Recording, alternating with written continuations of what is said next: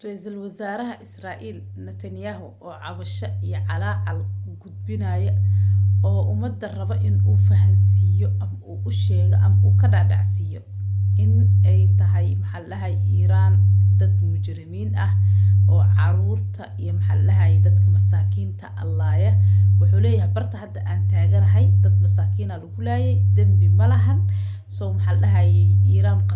qatar ayay ugu sugan qatarteeda leedahay in adduunka lagu fasaxo Iiraan waa in ummadda laga qabtaa wuxuu rabaa inuu dadka ka dhaadhacsiiyo in Iiraan ay yihiin dad mujrimiin oo xag jir ah oo dadka aanan u naxaynin oo beegsanaya meelaha goobaha masaakiinta iyo dadka tabarta yar oo dagaalka aan ku jirin beegsanaya sidoo hadalkiisa u dhigayo laakiin asaga wuxuu isdhowsan yahay in uu dad sidaas oo kale oo Falastiini ah inuu xasuuqay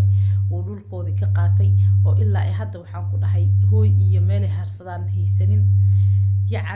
tan uu dadka uu ku hayo wuu iloobi laakiin maanta mid haysata ayuu xasuustaa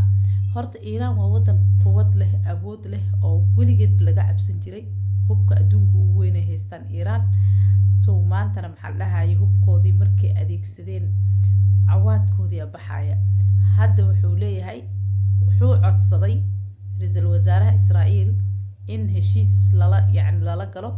oo dagaalkan meeshan lagu istaajiyo wada hadal la sameeyo laakiin Iiraan way diiday maadaama laga dilay ninkii ugu sareeyay oo ugu muhiimsanaa waxay leeyihiin inaan u aarnimo u heshiis iyo wada hadal iyo wax aan qaadanayna malahan taagan yihiin dagaalkan waa sii wadayna mana joojinayno dhanka carabta oo ku yaal safaaradaha Mareykankana in uu Mareykanka go'aan degdeg uu soo rogay uu dhahay safaaradahayga iyo dadkayga iga joogay bariga dhaxadhan waa inay si degdeg ah uga soo baxaan ee wadankooda ku soo laabtaan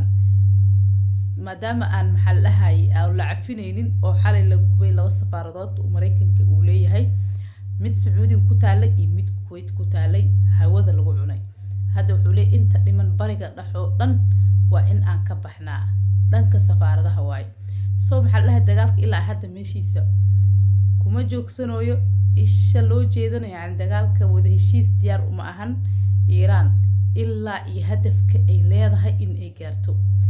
xaaladda waxa bariga dhaxa aad ay u qasan tahay